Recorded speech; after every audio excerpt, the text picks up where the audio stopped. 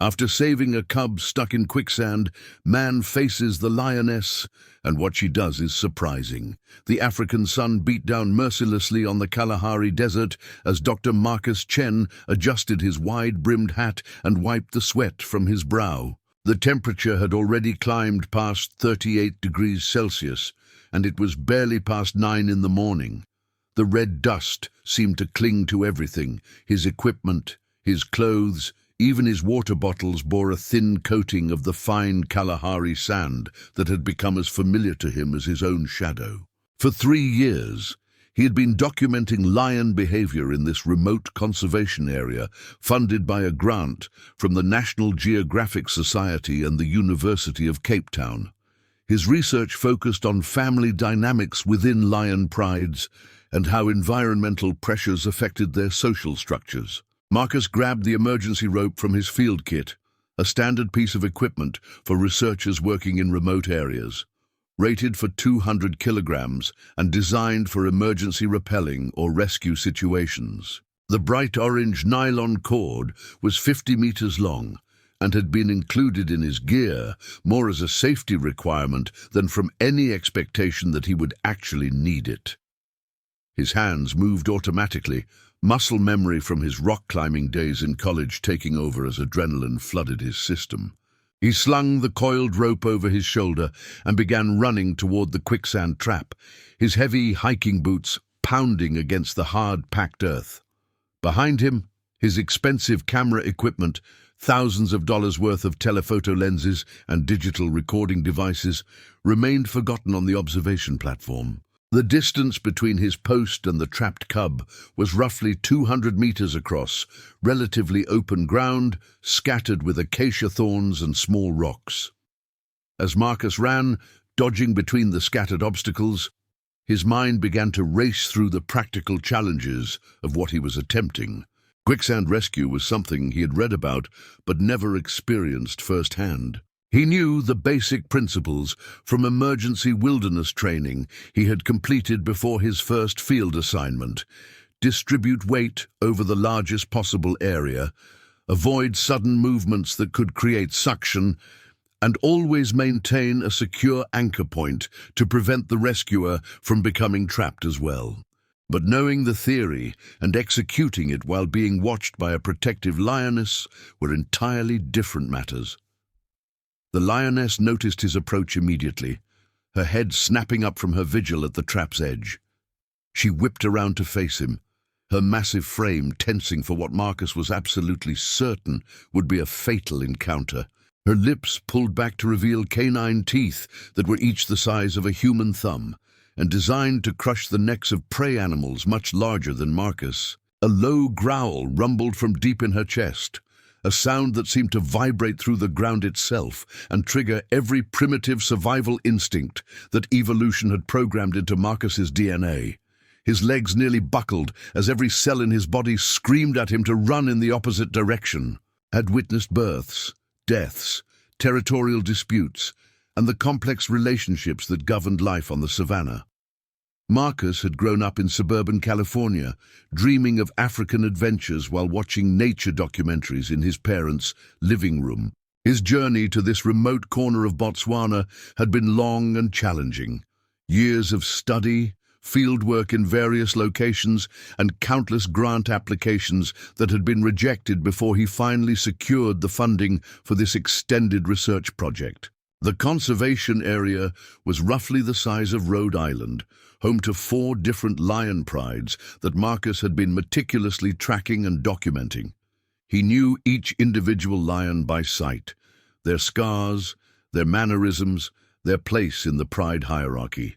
He had given them names, though he tried to maintain scientific objectivity in his official reports.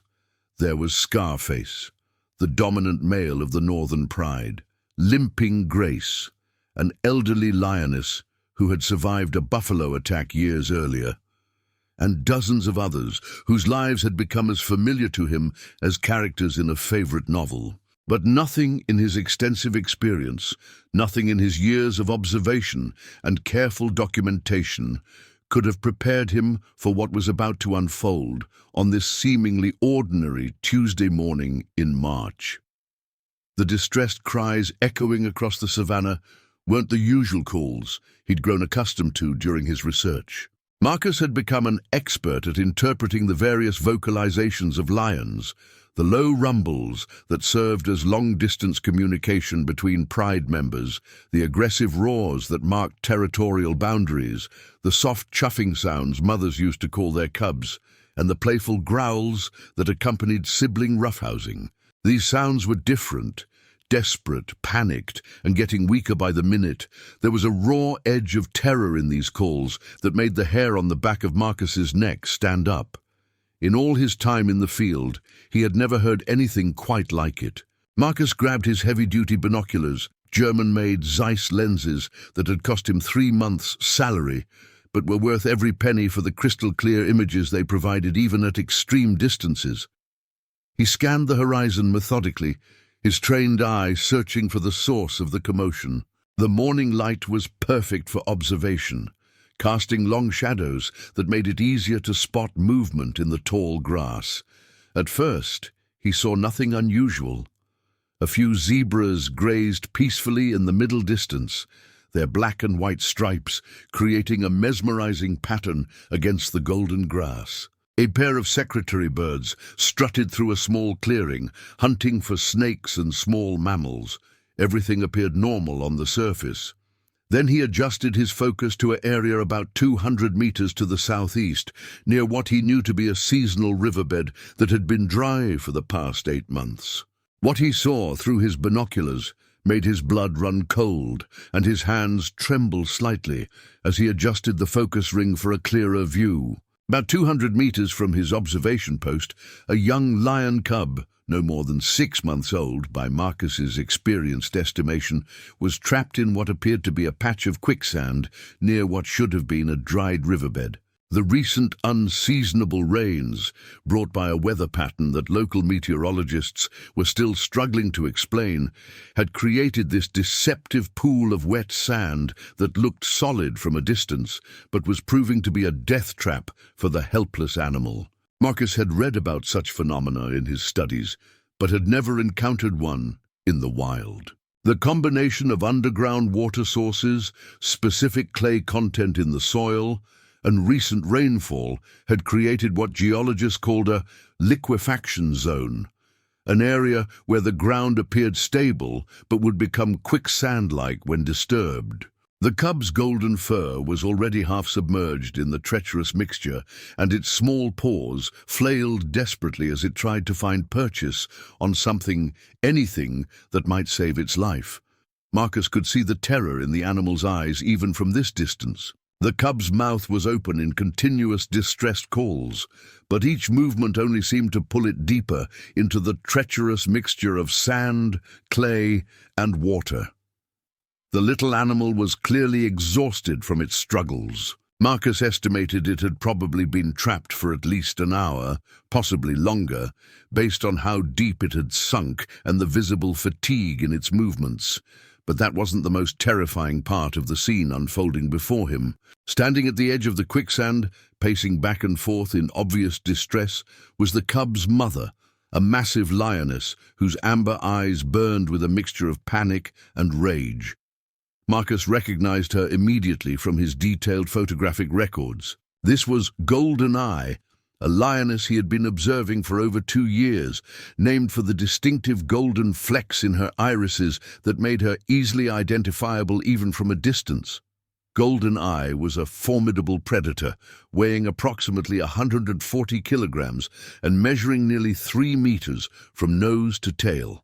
She was the dominant female of what Marcus had designated as the Central Pride, a group of 6 adult lionesses, 2 males, and 7 cubs of various ages. She was also one of the most protective mothers Marcus had ever observed, known for her fierce defense of her offspring and her willingness to confront threats much larger than herself.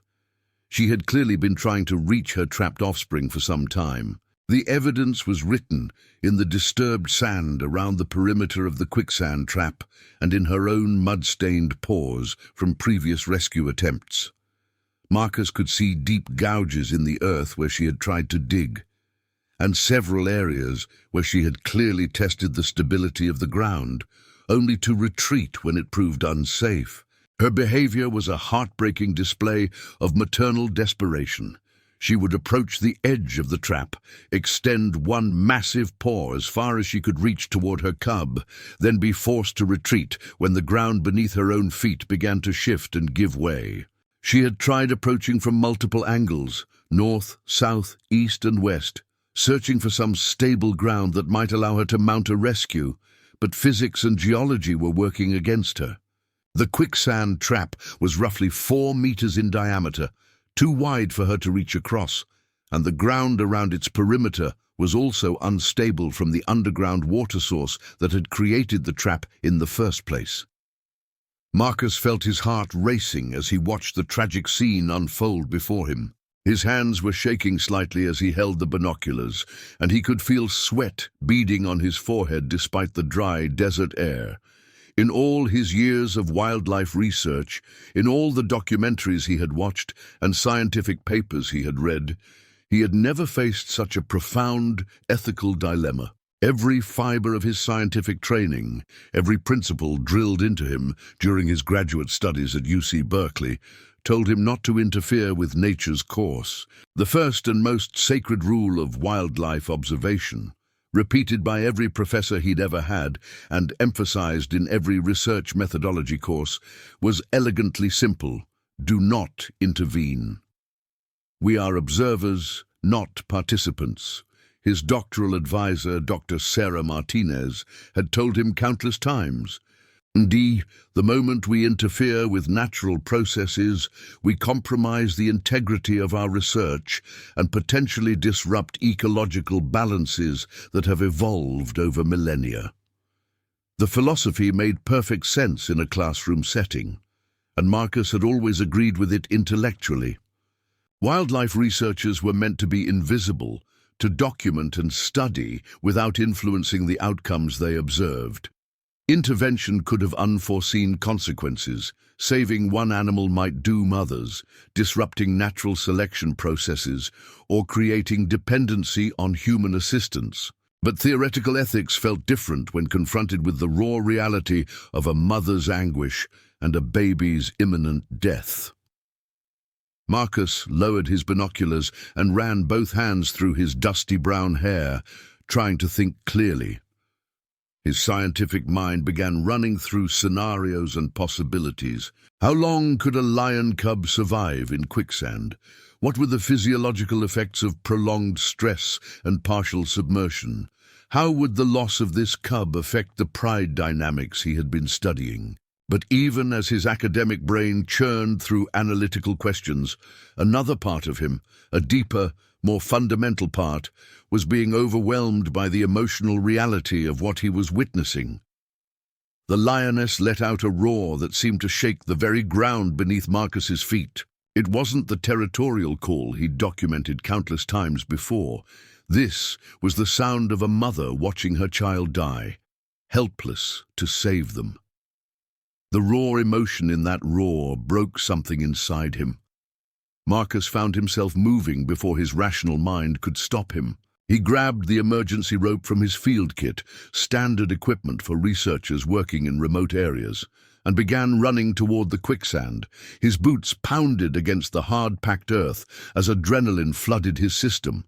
Behind him, his camera equipment remained forgotten on the observation platform.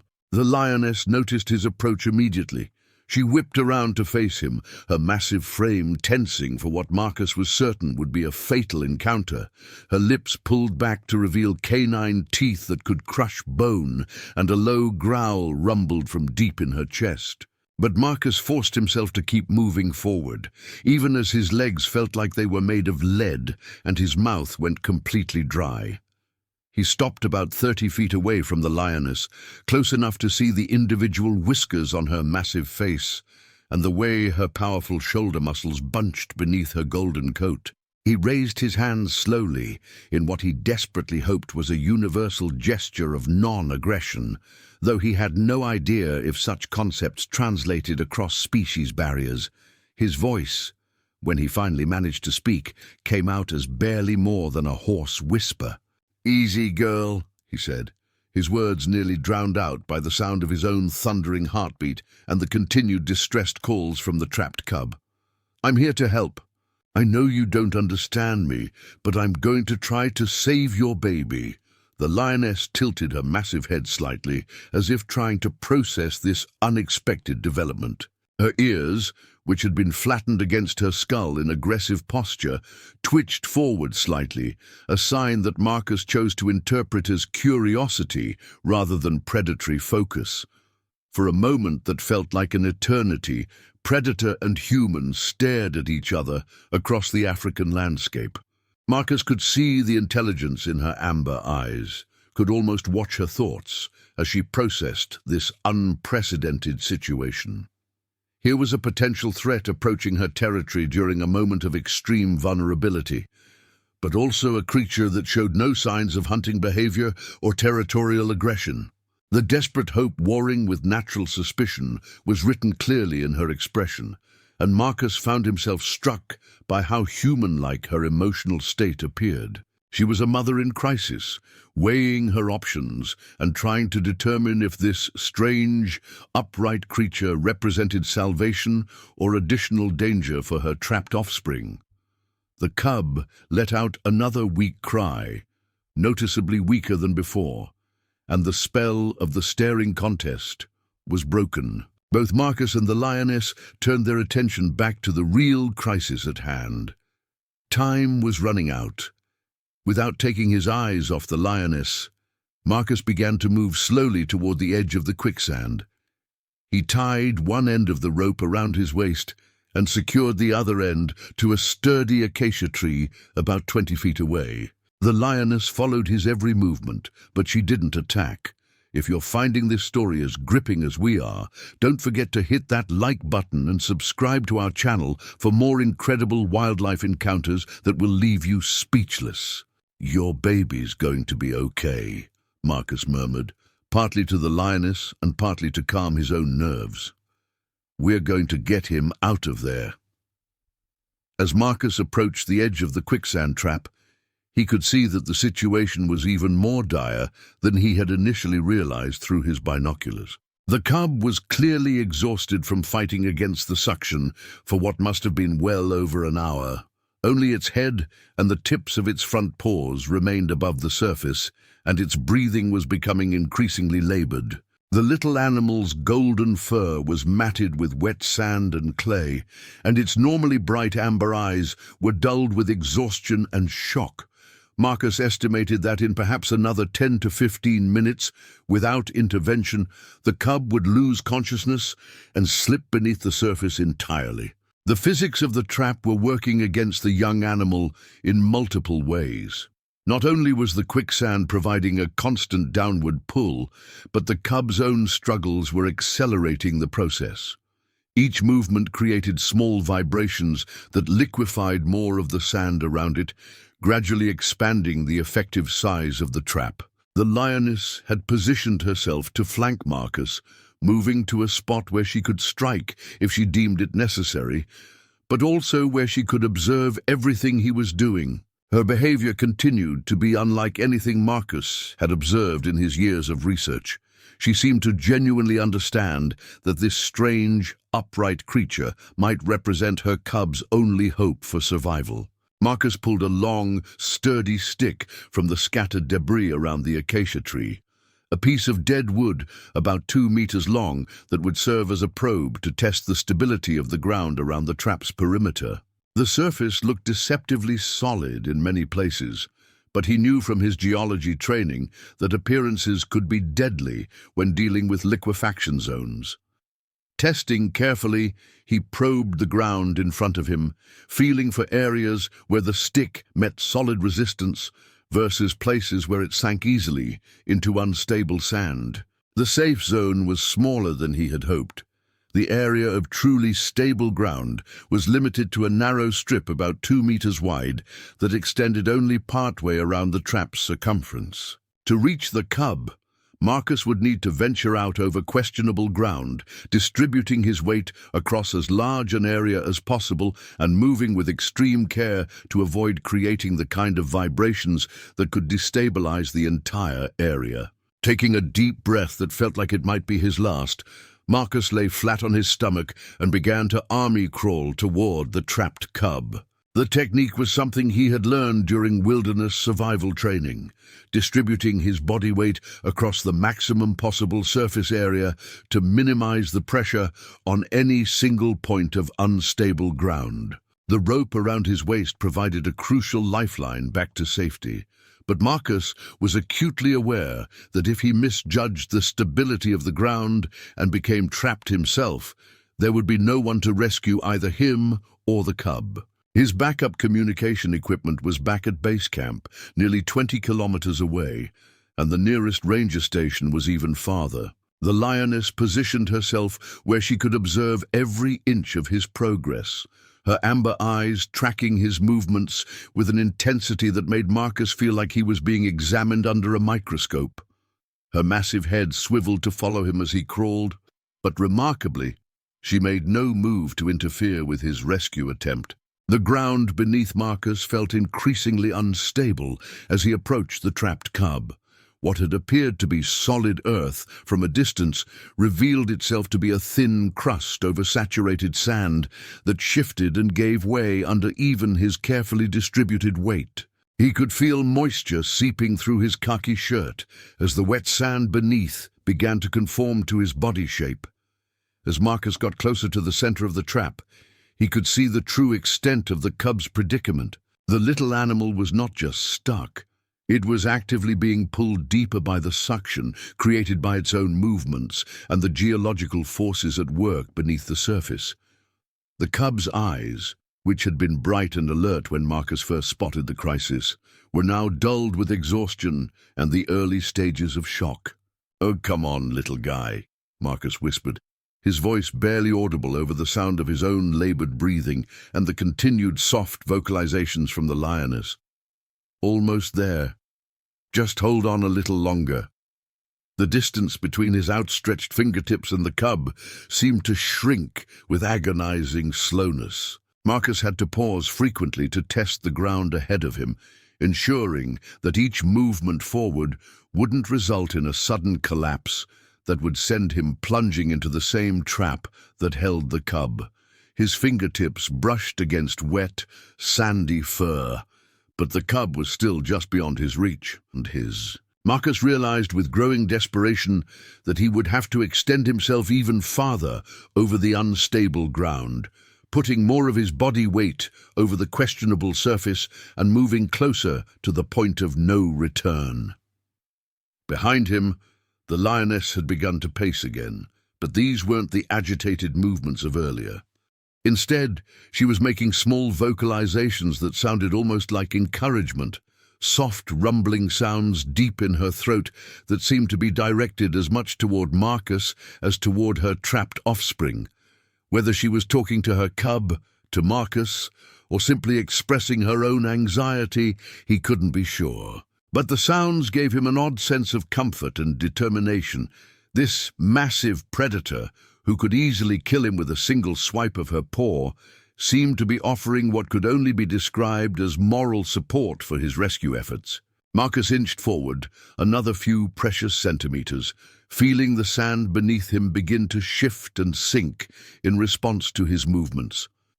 The rope around his waist grew increasingly taut as he reached the absolute limit of how far he could safely extend himself while maintaining any hope of returning to solid ground. The mathematics of the situation were becoming critical.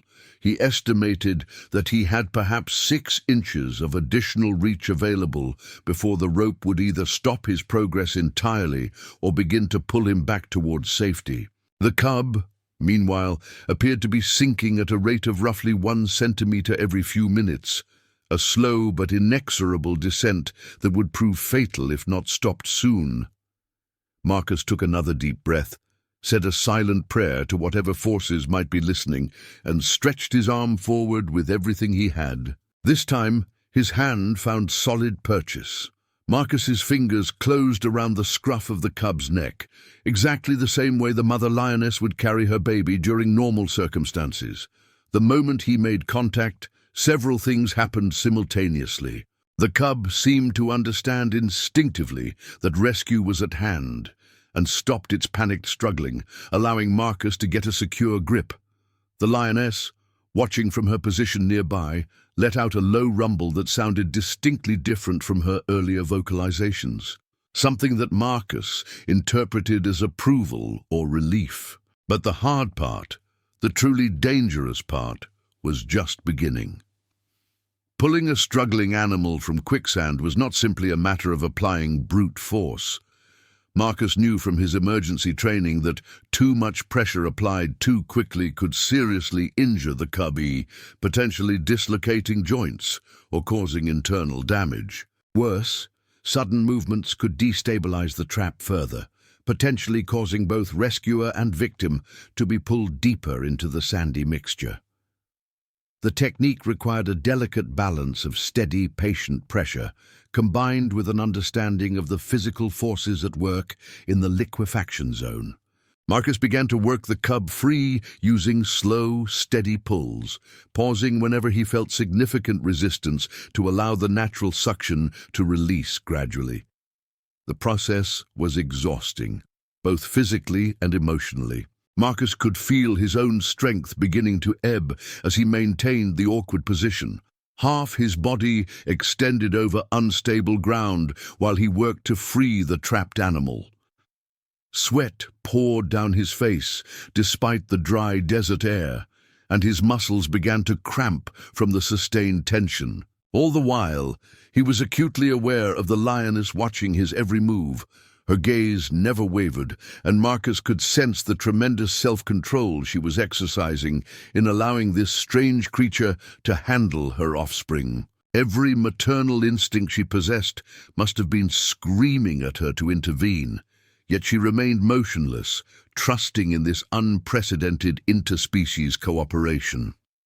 After what felt like hours, but was probably only 10 or 15 minutes of careful, patient work, Marcus felt a sudden shift in the resistance. The cub's body came free from the quicksand with a wet, sucking sound that seemed to echo across the quiet savanna.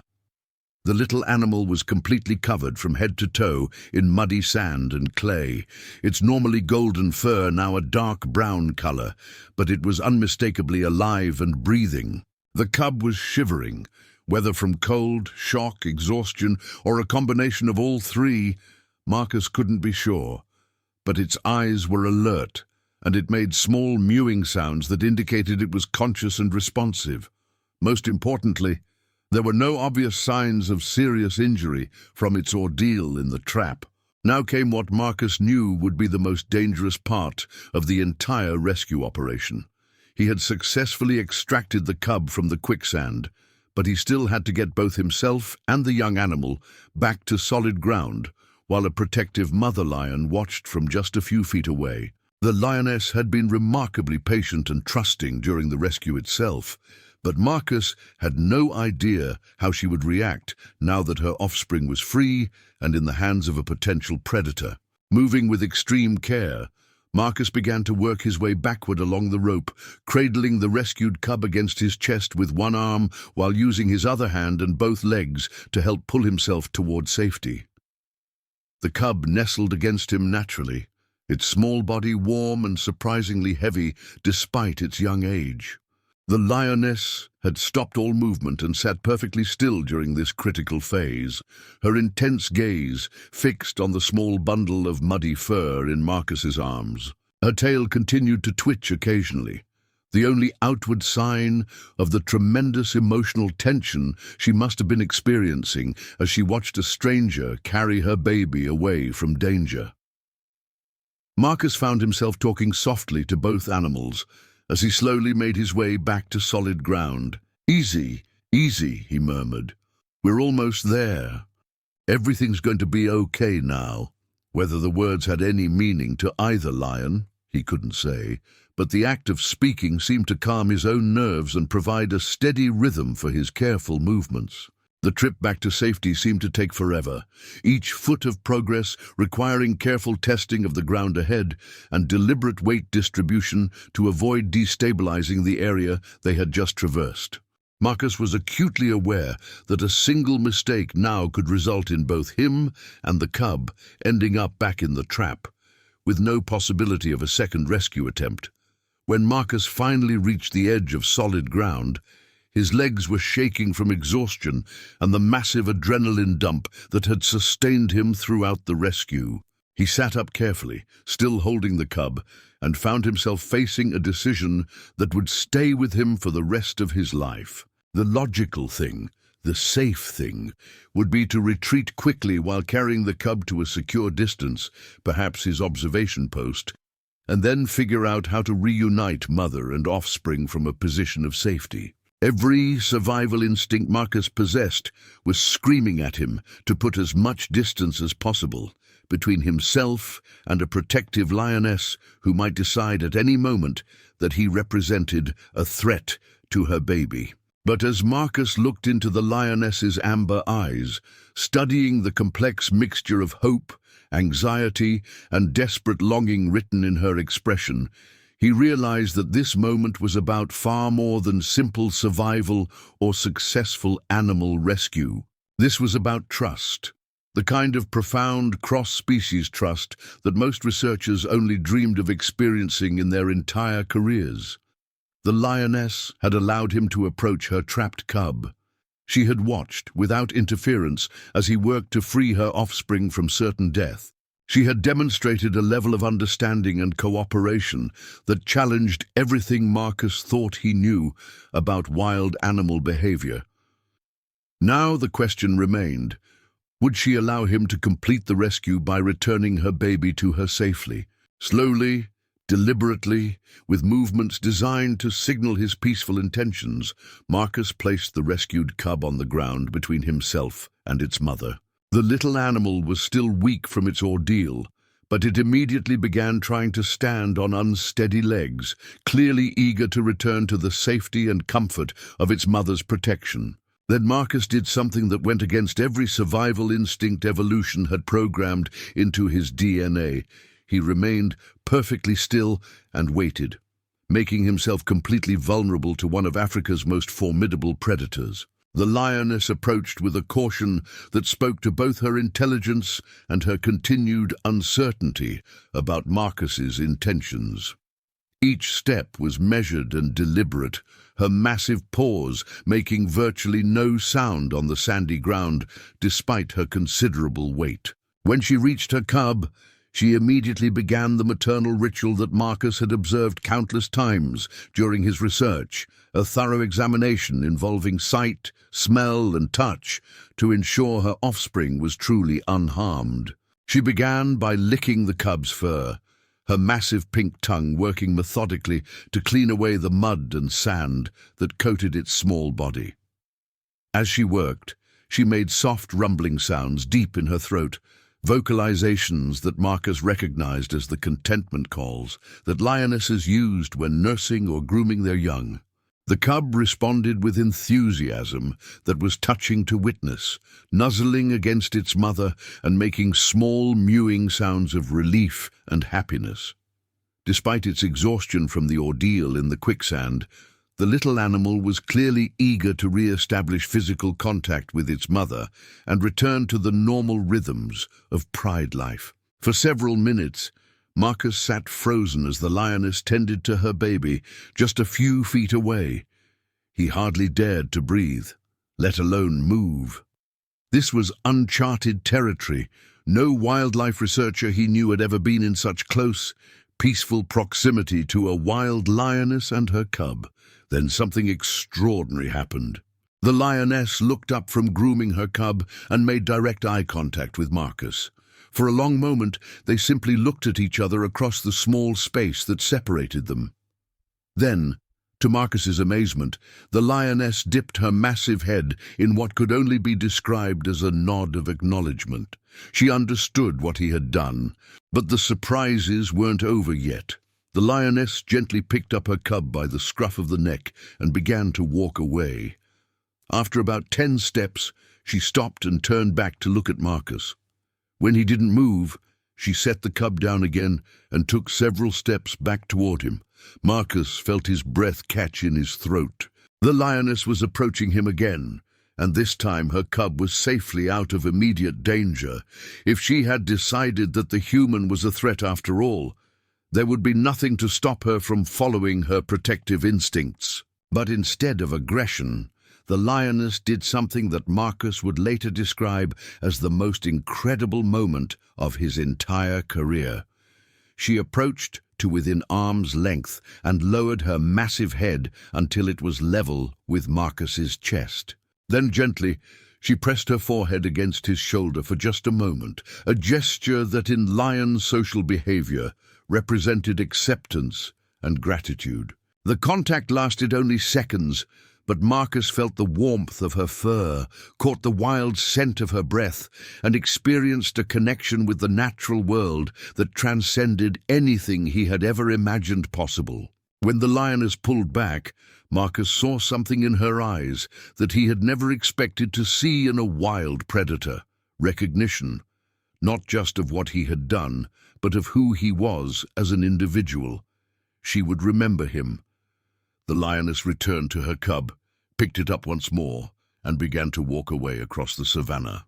But she stopped one more time, looking back over her shoulder at the man who had saved her baby's life.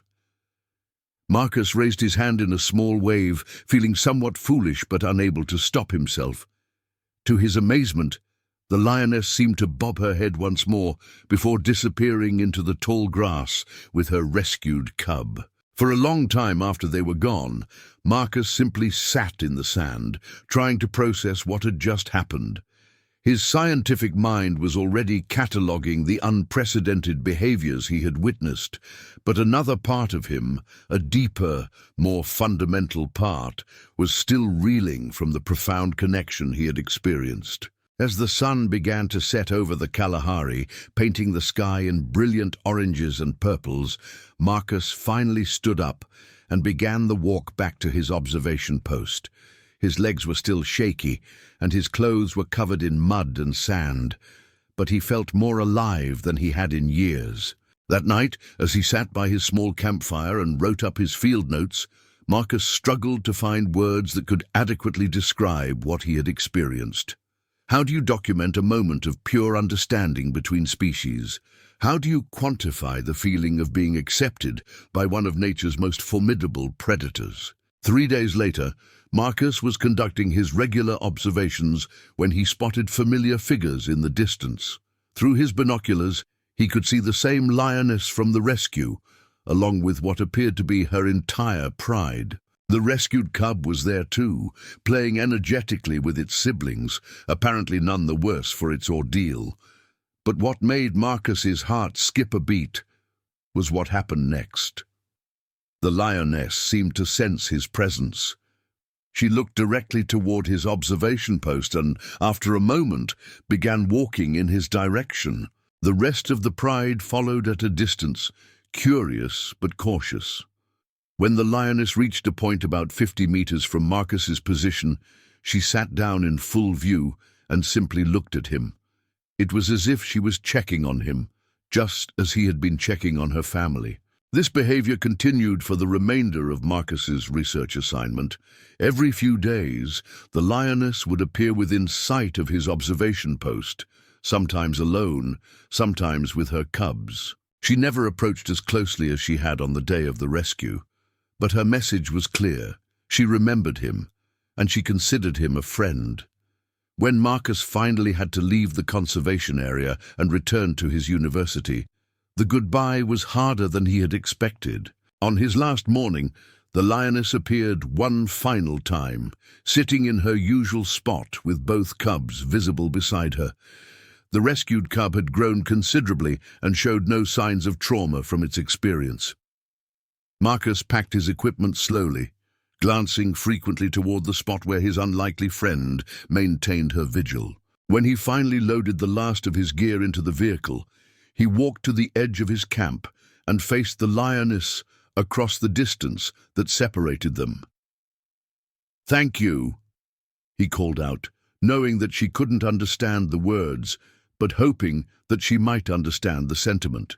"Take care of your babies." The lioness stood up, and for a moment Marcus thought she might approach one last time. Instead, she threw back her magnificent head and let out a roar that echoed across the entire savannah, not the aggressive call he had heard on the day of the rescue, but something deeper, more resonant. It sounded like a farewell. As Marcus drove away from the conservation area, he caught one last glimpse of the lioness in his rearview mirror. She was still sitting in the same spot, watching him go, her cubs playing at her feet. 6 months later, Marcus published his research findings in several prestigious journals. The scientific community was fascinated by his documentation of the unusual interspecies interaction, though some colleagues questioned whether he had anthropomorphized the lioness's behavior. Marcus didn't care about the skeptics. He knew what he had experienced, and he knew that it had changed him fundamentally. The connection he had felt with that lioness and her cub had reminded him why he had become a wildlife researcher in the first place. Not just to observe and document, but to understand the profound connections that exist between all living creatures. A year after leaving the Kalahari, Marcus received an email from the current researcher at the conservation area. Attached were several photographs of a lioness and her now nearly full-grown cubs. The researcher mentioned that this particular lioness exhibited unusual behavior. She seemed to seek out human observers, approaching observation posts without aggression and appearing to be comfortable with human presence in a way that was unprecedented for the area. Marcus smiled as he looked at the photographs. Even in the grainy images, he could recognize his friend. She was still there, still protecting her family, and apparently still remembering the day when a human being had chosen to help rather than simply observe. The rescue had lasted less than an hour, but its effects would ripple through both their lives forever. Marcus had learned that sometimes the most important moments in life come when we choose to act with compassion rather than caution, when we trust our hearts rather than our fears. And somewhere in the vast Kalahari desert, a lioness continued to teach her cubs that not all threats come on 2 legs, and that sometimes the most unlikely friendships can emerge from the most dangerous situations. The bond forged in that moment of crisis, when a man chose to risk everything to save a stranger's child, and a mother chose to trust rather than attack, had transcended species barriers and created something beautiful and lasting in a world that often seems divided by fear and misunderstanding. Marcus never returned to the Kalahari, but he never forgot the lesson he learned there.